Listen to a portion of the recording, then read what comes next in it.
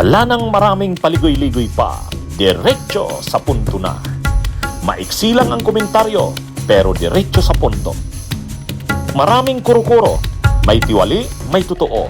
Dito, sa puntong diretso tayo. Punto, diretso.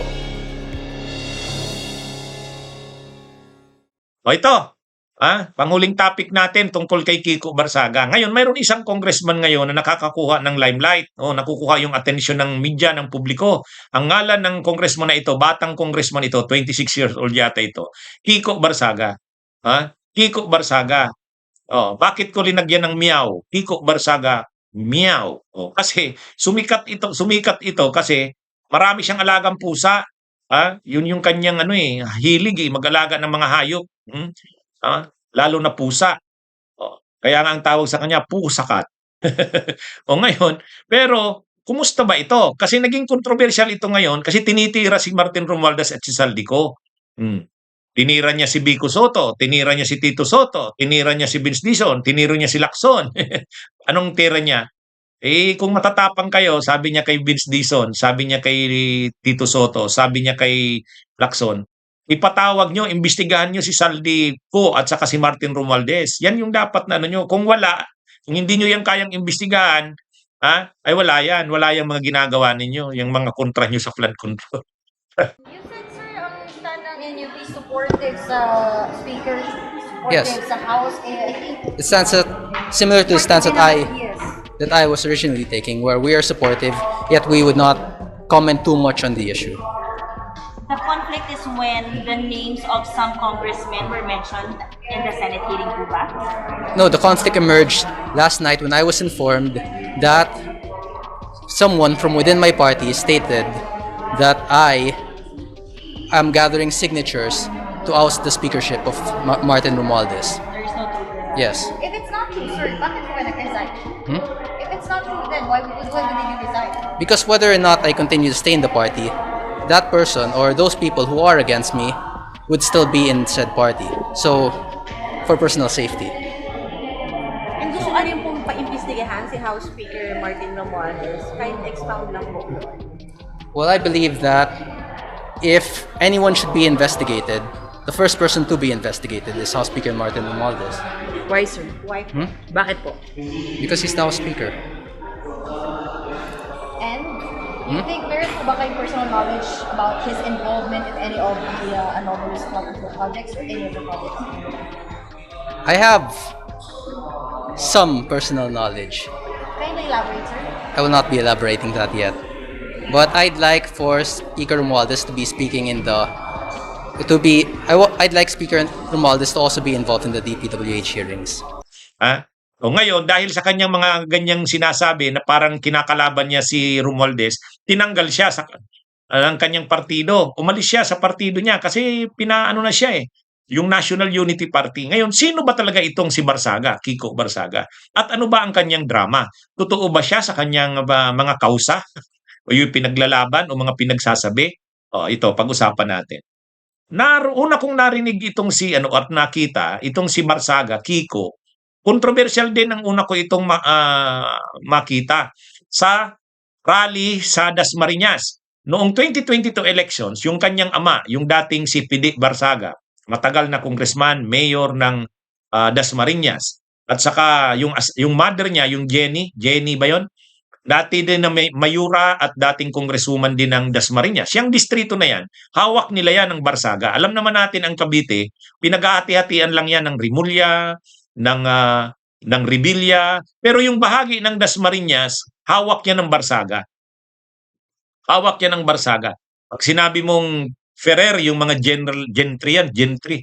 Pag sinabi mong Bacoor, Kawit, ito, Rimulya na yan. Kaya ang ang politika diyan sa Dasmariñas, yung distrito na yan ng Cavite, hawak talaga yan ng Barsaga. Political dynasty yan Ngayon, nung eleksyon ng 2022, ang sinuportahan ng father niyan, si Pidi Barsaga, medyo matino yun, si Leni Robredo, habang nagsasalita yung Congressman Pidi Barsaga na yun sa stage, umakyat din sa stage itong si Kiko Barsaga. Alam niyo kung anong ginawa niya? Kinuha niya anong microphone sa kaama niya, wala masyadong magaspang ang ugali. Pero siya noon, mayabang pa siya noon sa ganun. Kinuha niya yung mic, tapos kinuha niya yung papel na binabasa ng ama, nakalagay doon, babasahin na ang ini-endorse niyang Presidente Leni Robredo. Sabi niya, "Oh, bakit Leni ito? Marcos tayo." O tapos ganyan-ganyan siya, Marcos pa rin, Marcos pa rin. Talagang ano siya, ibang ugali.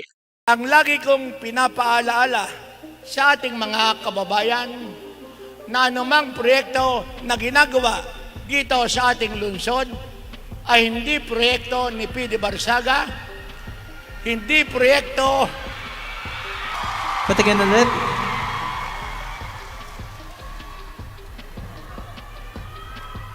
walang kopyahan. Walang kopyahan ng kodigo. Hindi, titingnan ko lang. Puro resibo to. Check ko lang. Okay lang. Check.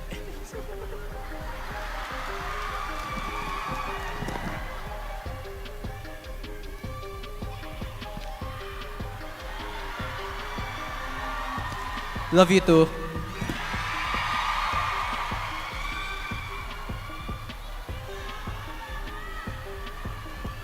Ba't Lenny to? Kala ko, BBM tayo.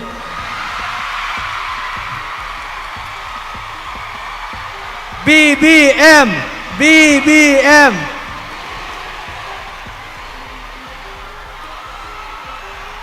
Basta, wag niyo lang kalimutan. Kiko Barzaga, number 4 sa balota. Iboto niyo ako. Thank you, everyone.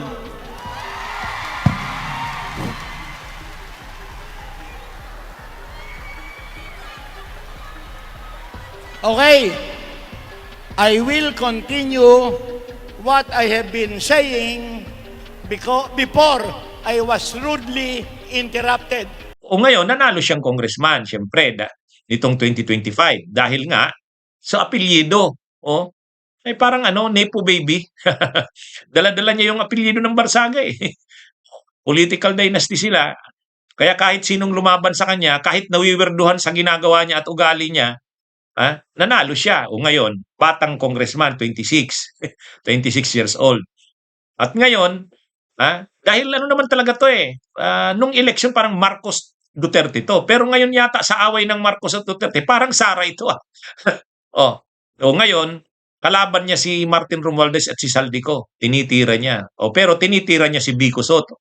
Tinitira niya si Tito Soto. Kasi si Tito Soto daw, takot daw kay Romualdez. Takot din daw si Vince Dizon, DPWH Secretary. Takot din daw si Lacson. Kung hindi daw sila takot, ipapatawag si Romualdez, iimbestigahan.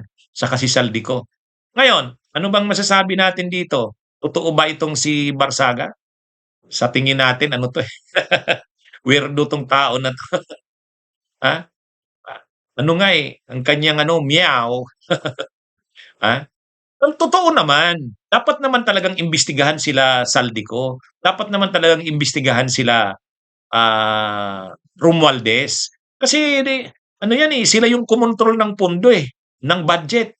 Dapat silang kaya lang sa ngayon kasi maraming sumasakay sa issue na yan. Itong mga DDS sinasakayan yan. Kala mo naman sila nung panahon nila, nung presidente si Duterte, hindi sila swapang sa pundo o sa budget. Ganun din naman, grabing corruption. Ito sana, kung mga tulad ito ni Vico Soto, itong si Kiko Barsaga, okay sana. Kaya lang, parang hindi. Parang may agenda rin ito. Kaya, masyado lang madrama itong si Barsaga. Pero mahirap magtiwala. Bunyog, bunyog, halikan na kasama ka. Bunyog, kapag buklod ay may pag-asa. Luzon, Visayas, Mindanao, isa ang pananaw. Sa bagong Pilipinas ang bunyog isisigaw. Bunyog.